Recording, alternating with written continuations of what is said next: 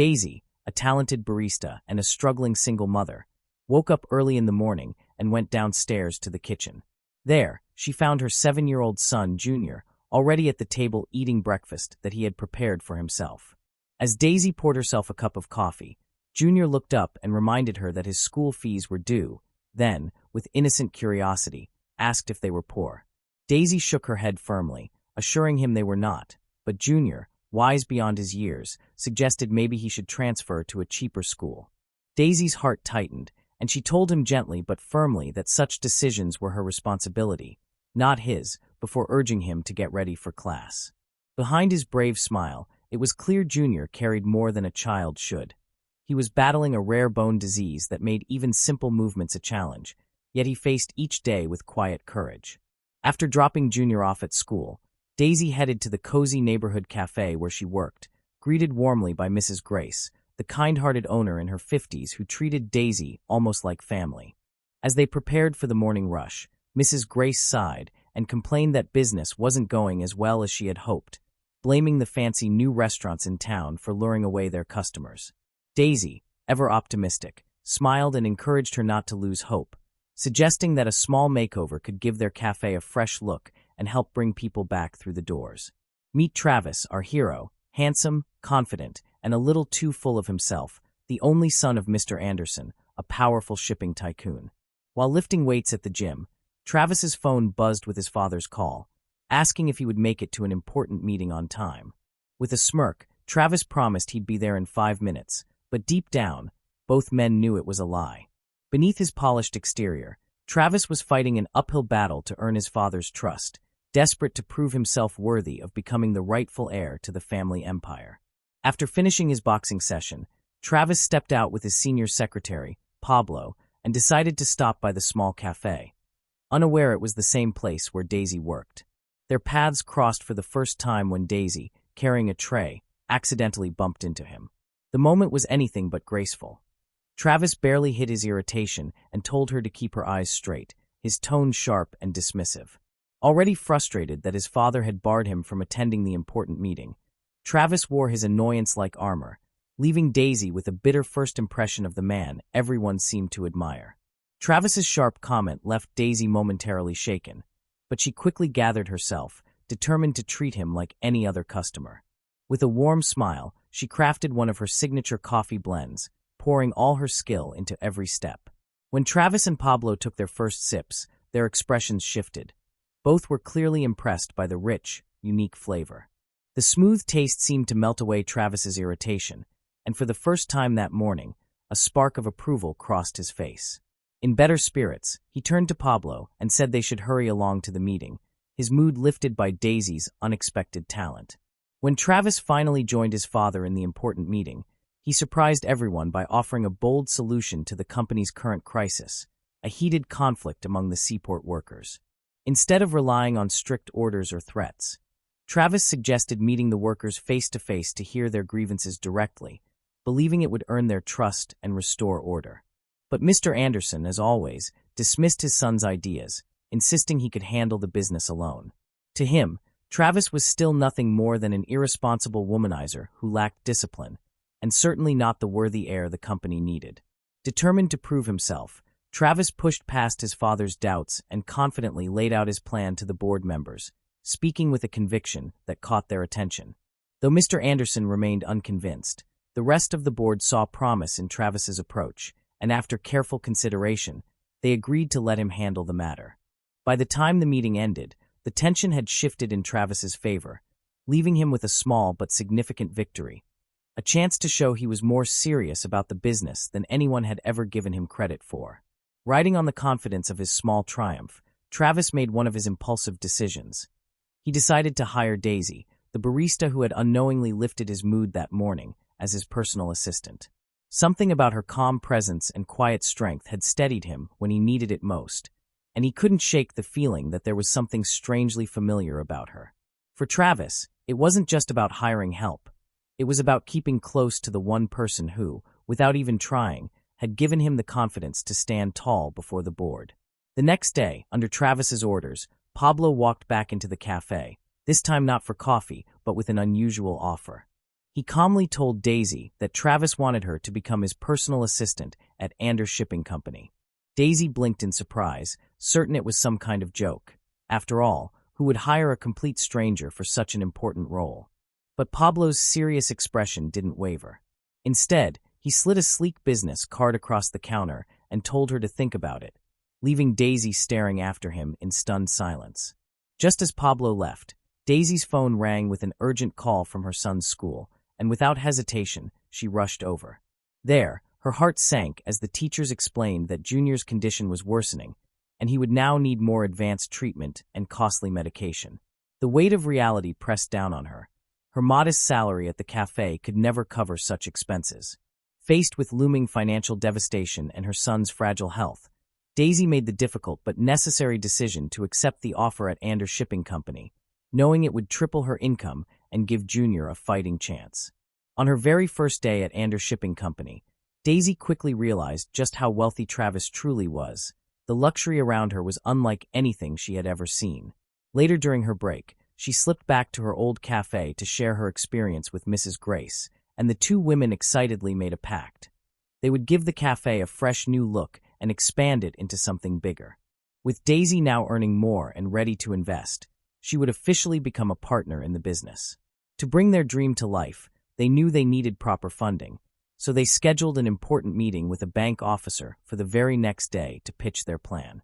When Daisy returned to her new workplace, Travis wasted no time in giving her an important task. She was to get the boardroom perfectly ready for a high-profile meeting with Mr. Takashi, a Japanese CEO scheduled to arrive at 3 p.m. While Travis slipped away to blow off steam with his usual boxing session, Daisy moved swiftly and carefully through the room, arranging every detail with precision. From the polished table to the neatly placed documents, she made sure everything looked flawless, knowing this meeting could mean a lot for the company and for her new position. As soon as Daisy alerted him, Travis rushed back, quickly changing into a suit and hurrying to the boardroom to greet Mr. Takashi. But the Japanese CEO, known for his strictness with time, was already offended. With a sharp tone, he scolded Travis for wasting his valuable time, and before Travis could offer a proper apology, stood up and walked out, leaving the deal hanging in the air. The sting of humiliation hadn't even settled when Travis was hit with something worse. An angry call from his father, whose voice thundered with disappointment, reminding Travis once again how unfit he was to carry the weight of the company. Frustrated and humiliated, Travis stormed out of his father's call and turned his anger on Daisy, snapping at her as if she were to blame for the disaster. Shocked and confused, Daisy stood frozen, unable to understand why he was yelling at her when it had been his mistake to miscommunicate the meeting time in the first place. The sting of his harsh words cut deep, leaving her wondering if she had made the right choice by stepping into his world at all. Later that night, Travis called Daisy to his lavish penthouse, and though hesitant, she went. When she arrived, she found him already drunk, his usual arrogance replaced with slurred words and heavy sighs. He rambled about his failures and how he could never measure up to his father's expectations, drowning in self-pity until exhaustion finally overtook him. Moments later, he collapsed onto the sofa, leaving Daisy standing quietly in the glittering room, torn between frustration and sympathy for the broken man behind the wealth. After leaving the penthouse, Daisy returned home, weary and drained, only to find her sister Aria waiting in the kitchen. As she sank into a chair, the words tumbled out. How her new boss was arrogant, impossible to please, and had the nerve to yell at her for his own mistake. Aria listened with wide eyes as Daisy vented, calling Travis every name she could think of, ending with a frustrated sigh. Her new job paid well, but her boss was nothing short of a douchebag. The next day, Daisy seized a chance to make things right by presenting Mr. Takashi with a rare gift. Sumiyaki coffee, a delicacy handpicked from Brazilian plantations and perfected by Japanese descendants. The rich aroma and cultural significance caught his attention immediately, and he was touched by her thoughtfulness and respect for his heritage. Impressed, Mr. Takashi's stern demeanor softened, and with a small nod of approval, he agreed to move forward with the Andersons, leaving everyone stunned that Daisy had accomplished what Travis could not. While Daisy was busy in the boardroom, securing Mr. Takashi's approval, she unknowingly missed her scheduled meeting with the bank officer at Mrs. Grace's cafe. Though she had saved the company from losing a vital investor, she had acted without consulting Travis first, a bold move that didn't go unnoticed. Mr. Anderson, however, saw it differently. He praised Daisy's quick thinking and sharp instincts, recognizing that she had protected the family's reputation. But in the same breath, he turned to his son and cut him down, sneering that while Travis might have managed to fool Mr. Takashi, he could never fool his own father. As expected, Travis's pride flared, and he lashed out at Daisy for pulling a stunt without his approval, his words sharp with anger despite her saving the day. Later that evening, Daisy showed up at his penthouse, no longer willing to stay silent. Standing her ground, she told him bluntly that she couldn't understand why he was furious with her when, in truth, she was the one who had saved his reputation. Her boldness left Travis staring at her in silence, torn between irritation and a grudging respect he didn't want to admit. When Travis demanded to know why she hadn't told him about the gift beforehand, Daisy explained that everything had happened so quickly. Once she realized Mr. Takashi was flying back to Tokyo that very night, she had no choice but to act fast and secure the deal. Instead of appreciating her effort, Travis exploded, shouting that she had made him look like a fool in front of his father. That was the breaking point for Daisy. Her patience snapped as she fired back, telling him to do his own damn job instead of unloading his failures on her, reminding him bitterly that this was exactly why his father didn't respect him. Her words struck deep, and Travis, enraged, cut her off with a furious shout, "You are fired." The next morning, Daisy walked into the office with her head held high and faced Travis directly. In a calm but firm voice, she admitted she may have acted out of line the night before, but added that he had a way of bringing out the worst in her. Then, before he could respond, she delivered the final blow. He didn't need to fire her, because she was quitting. With that, she turned on her heels and stormed out of the office, leaving Travis stunned and speechless as the weight of her words hung heavy in the air. Just as Daisy stormed out of the office, her phone rang. It was Aria, her voice trembling as she explained that Junior had fallen and was being rushed to the clinic. Daisy's heart sank as doctors later confirmed her worst fear. His condition was worsening, his fragile bones deteriorating at an alarming rate, and he would now need specialized care that came with an even higher price tag. The weight of it all threatened to crush her, but Daisy clenched her fists and made a silent vow. No matter how impossible it seemed, she would find a way to conquer her financial struggles and give her son the very best health care he deserved. Later that day, Daisy sat down with Mrs. Grace, her business plan neatly folded in her hands, and asked if she could return to the cafe. Mrs. Grace's face softened into a warm smile as she told Daisy she was welcome back anytime, no questions asked. Encouraged by her kindness, the two women leaned in close and reignited their shared dream. This time determined to push forward with their plans to improve and expand the cafe, turning it into something far greater than before. Meanwhile, as Travis was in the middle of his boxing session, the heavy doors swung open and in walked his father, Mr. Anderson, his expression as cold as steel. Without wasting time, he informed Travis that the board had called yet another meeting to settle the question of succession, the next heir to the company. But instead of offering him hope, Mr. Anderson delivered a crushing blow. He had already decided to choose Carla, Travis's sister, who had far exceeded expectations by owning 3 shipyards in Europe and securing the family's legacy with her upcoming marriage. The words hit Travis harder than any punch, leaving him reeling with anger and humiliation. Stung by his father's announcement, Travis blurted out in defiance that he was getting married too. The words slipped out faster than he could think, but now they hung in the air, forcing him to turn the lie into reality. As Mr. Anderson left, unimpressed, Travis sat in silence, his mind racing. He needed a bride, and fast. After pacing for a while, an idea suddenly struck him, one so daring it made a sly smile creep across his face. In the meantime, Daisy's heart broke when Mrs. Grace sat her down with trembling hands and revealed the truth. She had recently been diagnosed with cancer. The kind woman's smile wavered as she explained that this was why she had wanted Daisy to become her partner in the cafe. She didn't have much time left and needed someone she trusted to carry on her dream. The news left Daisy shaken, but it also deepened her resolve to stand by Mrs. Grace and make their shared vision for the cafe a reality. That evening, just as Daisy was closing up the cafe, she was startled to see Travis walk through the door, his presence stirring a mix of confusion and annoyance after all that had happened between them. To her surprise, he began with an apology, admitting he had acted out of pride and never properly thanked her for saving the deal with Mr. Takashi. Then, in an unexpected twist, Travis revealed his real reason for coming. He wanted to invest in the cafe, his tone unusually sincere, leaving Daisy torn between suspicion and the faint flicker of hope that he might actually mean it. Daisy quickly saw through Travis's sudden generosity, realizing he wanted something from her, and her suspicions were confirmed when he laid out his proposal, a marriage agreement to convince his father he was thriving just like his sister. Shocked and offended, Daisy immediately rejected the idea, unwilling to be used as part of his schemes. But her resolve crumbled days later when devastating news struck. Mrs. Grace's own children, greedy and unkind, had sold the cafe, leaving them only a week to vacate.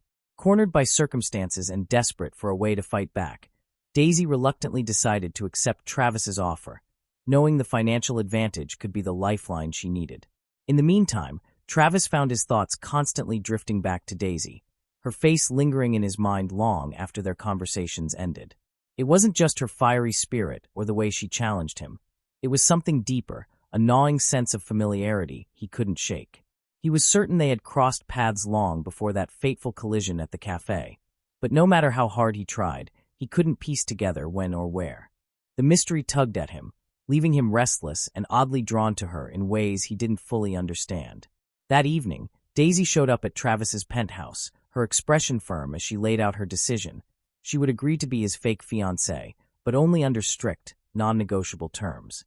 Not only would he have to invest in the cafe, but he also needed to purchase a new location so she and Mrs. Grace could continue their business.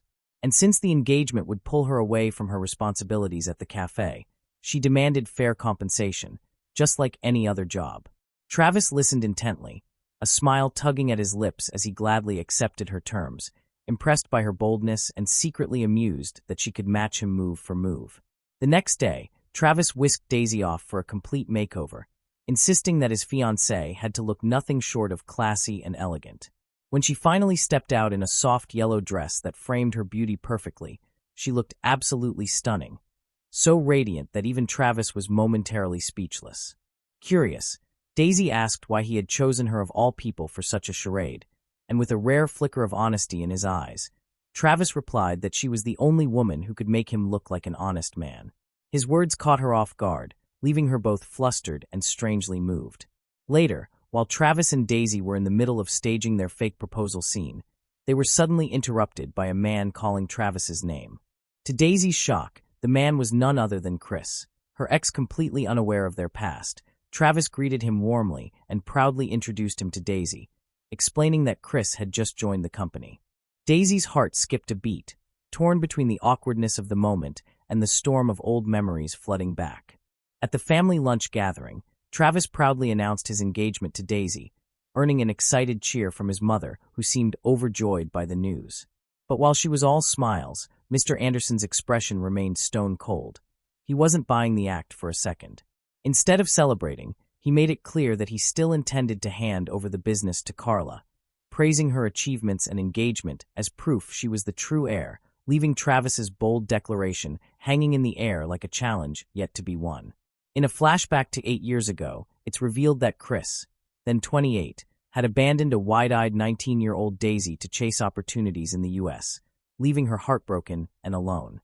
Now, as they awkwardly catch up on lost years, the moment is shattered when Junior runs in and throws his tiny arms around Daisy with a cheerful hug. Chris freezes, his eyes widening in disbelief, as the realization hits. Daisy has a son, something he never knew, and the shock on his face says it all. Later, as Daisy bids Chris goodbye, a shadowy figure lurking nearby snaps secret photos of them, his intentions unclear. Unaware of this, Daisy heads to the cafe where Travis is already waiting, watching her with curious eyes as she prepares her signature blend, effortlessly lecturing him on the art and soul of coffee. What starts as playful banter soon melts into something deeper, and as they continue faking their engagement, the time spent together blurs the lines. Without realizing it, both Daisy and Travis begin to feel the pull of something real growing between them. Meanwhile, Travis finds himself haunted by vivid flashbacks of a night years ago at a glittering masquerade ball, where he had met a mysterious girl whose laughter, eyes, and spirit felt uncannily identical to Daisy's.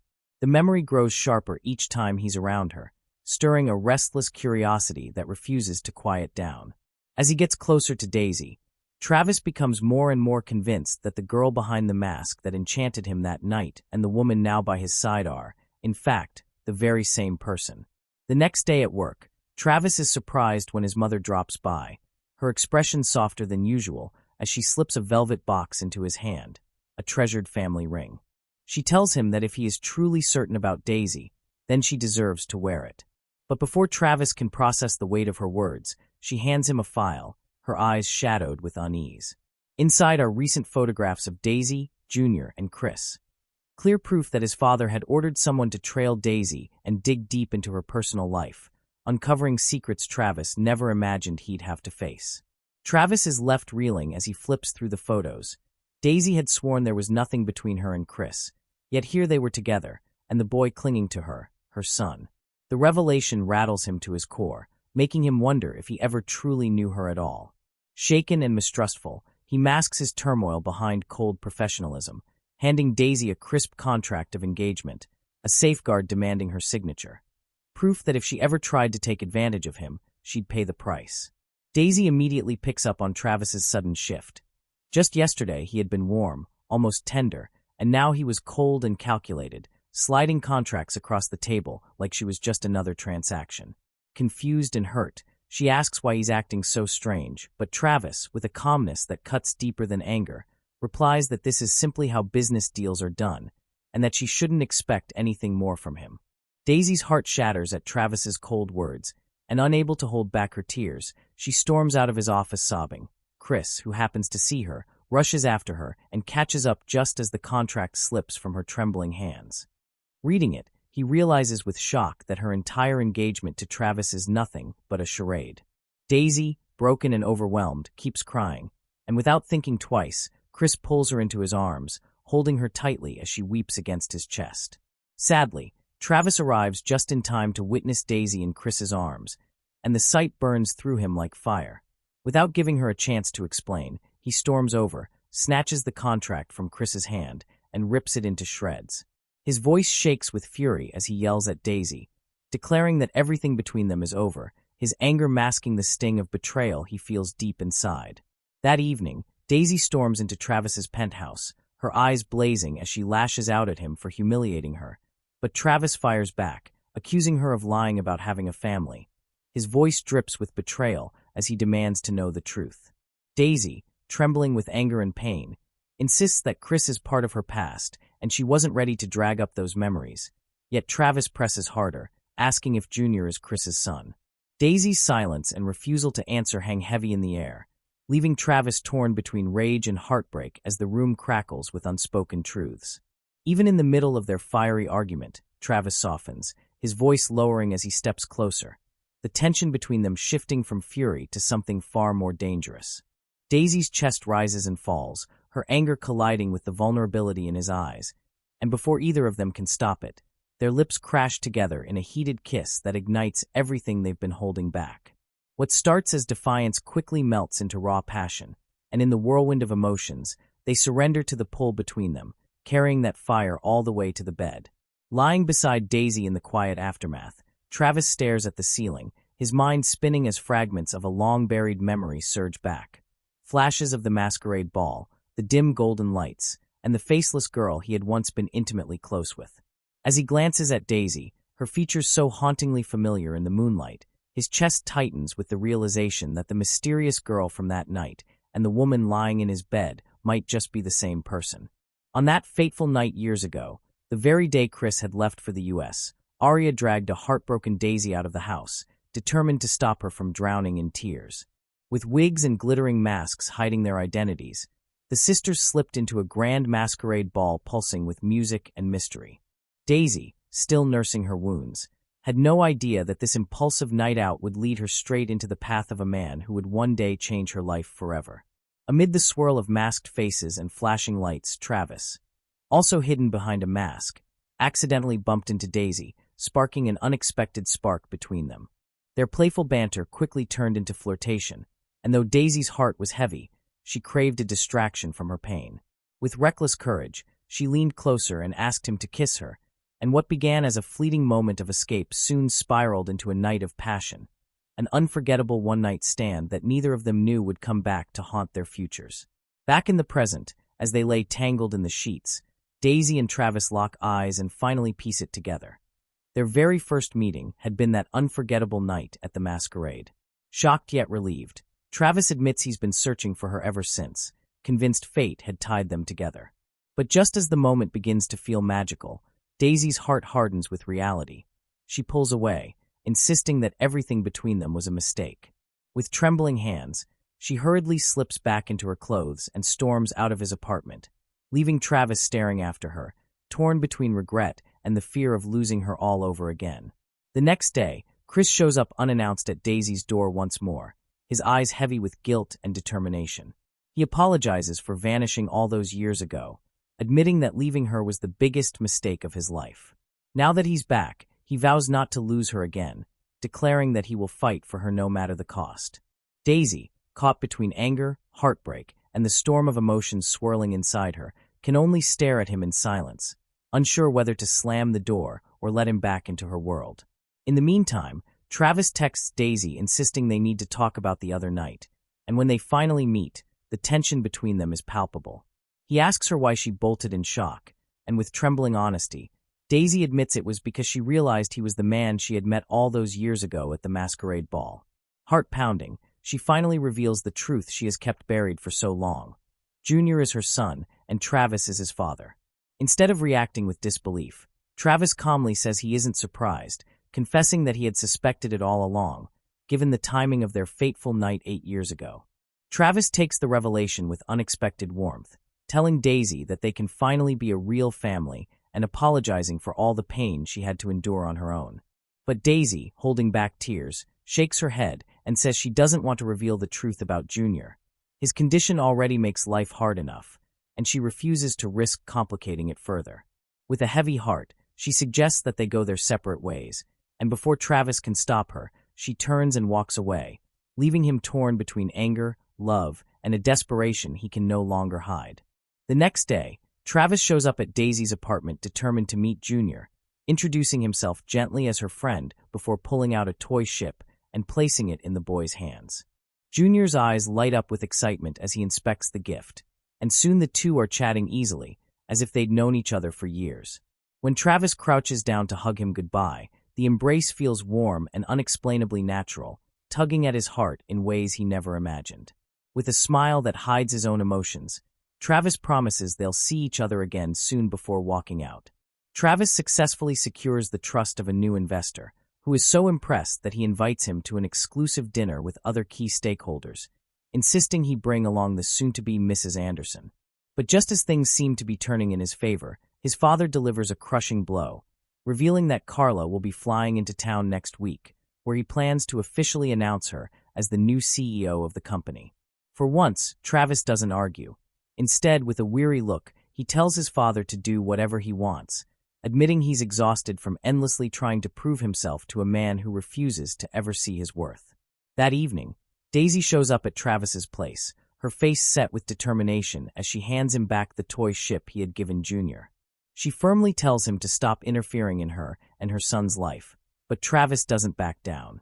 Instead, he coolly reminds her that, as Junior's father, he could fight for custody if he wanted to, but he won't. All he asks, he says, is for her to do him one small favor: accompany him to an important dinner party as his fiancée. Travis and Daisy step into the lavish dinner party, the room glittering with chandeliers and filled with board members eager to greet them. Together, they put on a flawless act, convincing everyone that they are deeply in love. But in the middle of the charade, Travis leans close and tells Daisy that he loves her. His words shake her, but instead of believing him, Daisy grows cold. She storms out, convinced that his confession is just another performance to strengthen his image as the perfect family man, someone who only cares about the company and securing his place as CEO. When Daisy returns home, she finds Chris waiting for her, pouring out his heart and insisting that he still loves her and wants things to go back to how they once were. But as she listens, Daisy finally sees the truth she had been blind to years ago. She never truly loved him. She was only dependent on him when she was young and lost. With a steady voice, she tells Chris that the past is gone and suggests they keep their distance, leaving him stunned by her resolve. Afterward, Chris confronts Travis about Daisy, but the tension spirals out of control, and in a furious outburst, Travis blurts out the truth, that Junior is his son. Shocked and furious, Chris storms to the Andersons' building, where he hands in his resignation directly to Mr. Anderson, declaring that he cannot work under Travis any longer. But before walking out, he delivers a bombshell that leaves the old man stunned. Daisy's son, Junior, is his grandson, and Travis is the boy's real father. In the dead of night, Daisy jolts awake to find 20 missed calls flashing on her phone. Alarmed, she rushes to the door and opens it to see Travis standing there, his face heavy with grief. With a somber voice, he breaks the heartbreaking news: Mrs. Grace has lost her battle with cancer. The words hit Daisy like a storm, leaving her frozen in shock as tears well in her eyes. Heartbroken, Daisy rushes to the cafe with Travis, only to find the place empty and eerily silent. Her chest tightens with dread as Travis gently explains that he has already handled everything. When Mrs. Grace suddenly collapsed, the staff tried to reach Daisy, but when she didn't answer her phone, they had no choice but to call him instead. Hearing this, Daisy's guilt crushes her, the weight of missing her final chance to be there for the woman who had been like family sinking deep into her soul. Travis gently led Daisy back home, her eyes still swollen with tears, only for the door to swing open and reveal Chris, who had rushed over the moment he heard about the tragic news. The air grew heavy as the three of them stood frozen, grief and tension colliding in the same room.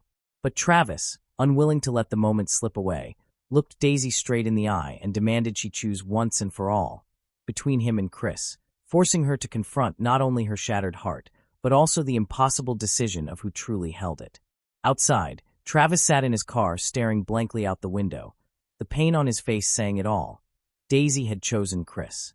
But before he could sink deeper into heartbreak, Pablo leaned in and broke the silence, reminding him that Daisy's choice wasn't about love, but about her belief that everything he'd done was driven by guilt. "If you truly love her," Pablo urged, his words sharp and urgent, "don't let this be the end. Go after her, right now before it's too late." Filled with a sudden rush of hope, Travis raced back to Daisy's apartment, only to freeze at the sight of Chris inside, desperately pleading for one last chance to prove his love. Chris leaned in, trying to kiss her, but Daisy's body stiffened, her heart no longer matched his, and she pushed against him, whispering no, yet he refused to listen.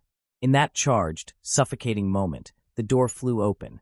Travis stormed in, fury blazing in his eyes, and without hesitation launched himself at Chris, fists flying as he roared for him to leave Daisy alone once and for all. As the brawl raged with fists and shouts shaking the room, little Junior stirred awake, rubbing his eyes before stumbling into the living room, only to freeze at the terrifying sight of Travis and Chris locked in a violent struggle. Daisy's heart dropped. She rushed to her son, scooping him into her arms and covering his eyes as tears streamed down her face.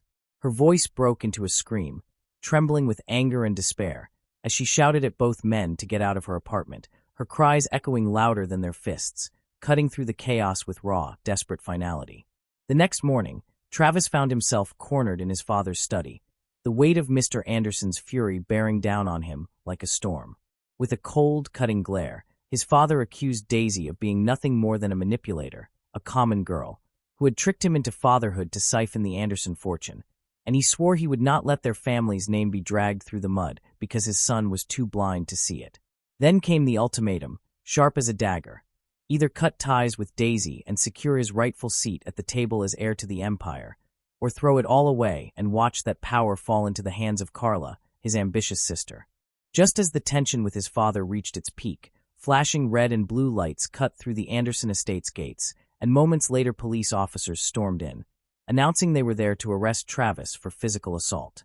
Shock rippled through the room as it was revealed that Chris had filed the report after their brutal fight in Daisy's apartment, determined to paint Travis as a violent man. For a moment, it seemed like everything, his reputation, his future, even his chance with Daisy, was about to shatter, but Travis fought back, presenting witnesses and evidence that exposed Chris's twisted ploy. In the end, Travis managed to clear his name, but the shadow of betrayal and the public scandal left everyone shaken to their core. The next day, Mr. Anderson himself walked into Daisy's cafe, his presence commanding silence as if he owned the very air in the room. With cold suspicion dripping from every word, he accused Daisy of scheming for the Anderson wealth, but she refused to bow to his disrespect, her voice steady as she declared she wanted nothing from him or his empire. Yet his response cut deeper. He didn't come to offer, he came to take. With icy calculation, he told her he wanted full custody of Junior, his grandson, promising to cover the boy's medical bills and give him a privileged life. But only if Daisy agreed to stay quiet about Travis being the father. That was the last straw. Fury burning in her eyes, Daisy ordered him out of her cafe, making it clear that no amount of power or wealth would ever buy her loyalty, or her son. When Travis heard what his father had tried to do, something inside him finally snapped. At the next board meeting, with every eye in the room fixed on him, he rose to his feet and dropped the bombshell. He confessed that he had a child with Daisy, shattering the polished illusion the Anderson family had built. Gasps echoed across the table as he exposed his father's ultimatum, how he was forced to choose between the woman he loved and the company. His voice shook with fury, but also with freedom, as he declared he was done living under his father's control, that he was walking away from the empire they valued more than family. In that single moment, Travis didn't just resign, he reclaimed his life. Meanwhile, Daisy returned home only to find Junior gone, and her heart nearly stopped. She tore through the streets of the city, tears streaming down her face as she screamed his name, her voice breaking with every desperate call. Panic consumed her until, with trembling hands, she phoned Travis and choked out the terrifying news. Junior was missing. Without wasting a second, Travis rushed into action, and by some stroke of luck, Junior was soon spotted outside the towering Anderson building, small and fragile against the cold glass walls.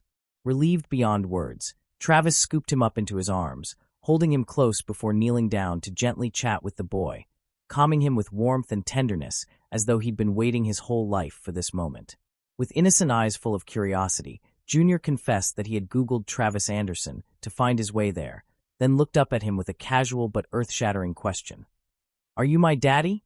The words knocked the air out of Travis, but before he could even respond, the boy added softly, "If you are, can you please pay my hospital bills? I don't want Mommy to cry every night anymore."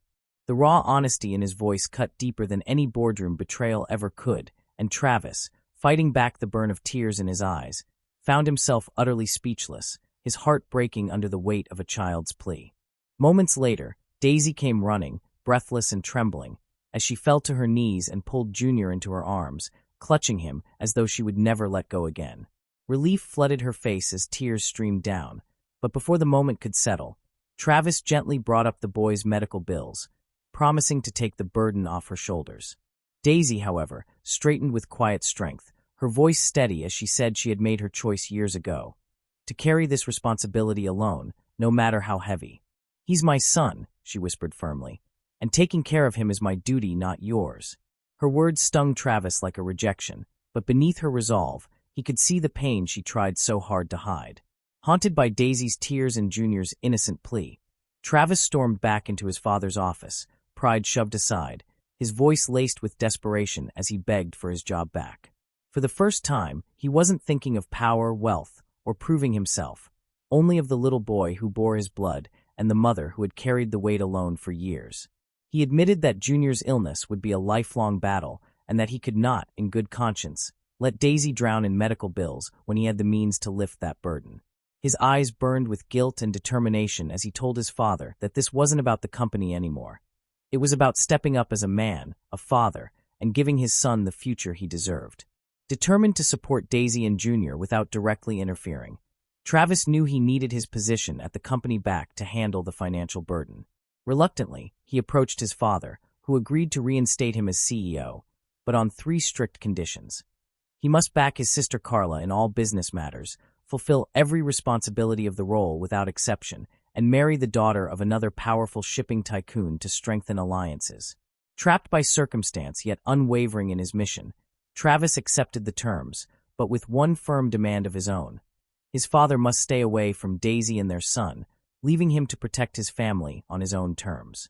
The following day, Pablo arrived at the cafe with a new contract for Daisy, outlining that Travis would continue investing in the business and include a generous monthly bonus as a reward for her exceptional coffee skills.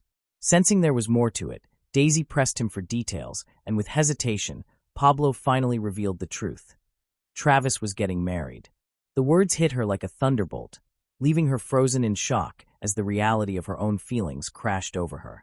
She sank into a chair, alone amid the clinking of cups and soft murmurs of the cafe, her mind flooded with memories of every stolen laugh, every shared moment, and the love she had been too blind to fully admit until now. Meanwhile, Travis prepared for the grand announcement of his arranged engagement, the weight of the day pressing heavily on his shoulders. As he adjusted his suit, his mother leaned in with a gentle smile, urging him to cheer up and reminding him that it was his decision to marry. He shot back that it hadn't truly been a choice, frustration flickering in his eyes, but she softened her tone, telling him to focus on what's best for Junior, just as she and his father always did for him. Her words pierced through the fog of obligation and duty, and in that quiet moment, Travis felt a profound realization settle in his heart, reshaping his thoughts as he readied himself for the day that would change everything. Without warning, Travis stormed out of the house, his mind set on one thing alone. He arrived at Daisy's cafe, heart pounding as he pulled her aside and revealed the truth. He hadn't gone through with his father's arranged engagement. With raw intensity, he made her understand just how much he wanted to be there for her and their son, Junior, even if it meant sacrificing his family's legacy and the empire he had fought to reclaim. Daisy, overwhelmed by the sincerity and love in his words, felt her defenses crumble, and in that moment, she finally whispered the truth she had been holding back all along. She loved him. They chose a low-key, intimate ceremony right in the cafe, the place that had witnessed so many of their shared moments. Junior, beaming with pride, proudly served as the flower boy, scattering petals down the aisle as Travis stood tall and handsome, nervously waiting for his soon-to-be wife. Chris, having come to terms with Daisy's choice, was also present, quietly supporting from the sidelines. Travis's eyes darted around for his parents, panic rising when he noticed they hadn't arrived yet. But just as tension threatened to overtake him, his mother walked in, offering a reassuring smile and a long sigh of relief that eased the knot in his chest. Daisy, radiant in a stunning gown that seemed to capture every flicker of light in the cafe, took a deep breath as she prepared to walk down the aisle. Just as the soft murmur of anticipation filled the room, Anderson Sr. arrived, his presence commanding yet softened by the occasion, silently showing that despite everything, he did care about his son's happiness. To Travis's astonishment, Anderson Sr. gently took Daisy's hand and began walking her down the aisle, a quiet yet powerful gesture that left Travis momentarily speechless. He hadn't expected this from his father, and the simple act of support stirred something deep within him, a mix of gratitude and awe as he watched the woman he loved approach him with a proud smile and steady steps. With hearts full of love and eyes locked on each other, Daisy and Travis exchanged rings, sealing their vows as husband and wife. The cafe, once a backdrop for challenges and heartbreak, now overflowed with joy and laughter, witnessing the beginning of their new life together. In that moment, all past struggles faded away, and the story of their love concluded on a perfect note. Happily ever after for the couple who had fought, endured, and finally found their forever. Thank you for watching. See you next time. Bye.